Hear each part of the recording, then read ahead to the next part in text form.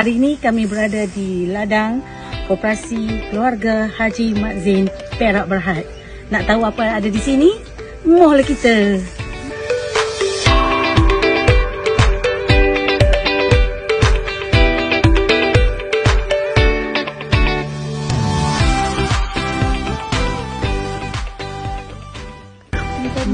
Koperasi Keluarga Haji Mat Zain, Lembur Berhad di Cangkap Berangan menjalankan aktiviti tanaman sawit dan sulaman pisang dengan menggunakan dana TNP RM100,000 daripada Surat Menteri Koperasi Malaysia.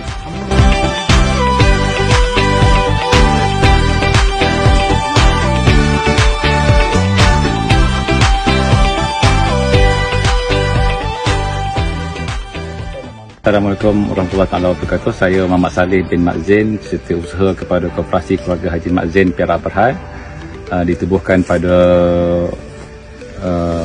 Ogos 2020 yang lalu, dan alhamdulillah sekarang ini kami mengusahakan tanaman kelapa sawit di tanah seluas 9,5 ekar dan juga disulam dengan pisang lah.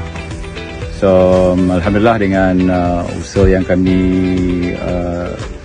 usahakan ini, Suruhanjaya Koperasi Malaysia banyak memberi bantuan dari segi khidmat nasihat dan sebagainya, khususnya daripada pegawai SKM wilayah Hulu Perak, dan SKM bahagian ibu pejabat bahagian TNP juga meluluskan pinjaman sebanyak RM100,000 untuk kami memulakan projek ini untuk mengusahakan pembukaan tanah, pembelian benih dan sebagainya sampai hari inilah.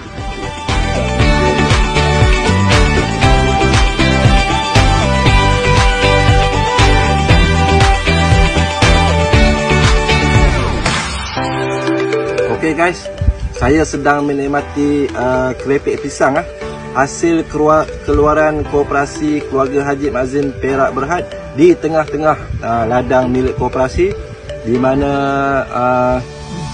pada orang-orang Lenggong yang nak dapatkan produk keripik pisang ini boleh dapatkan di kedai runcit di sekitar Lenggong, dan juga tuan-tuan dan perempuan boleh klik akaun rasmi TikTok Koop Agro HMZ. Jadi jangan lepaskan peluang kita dapatkan produk milik koperasi.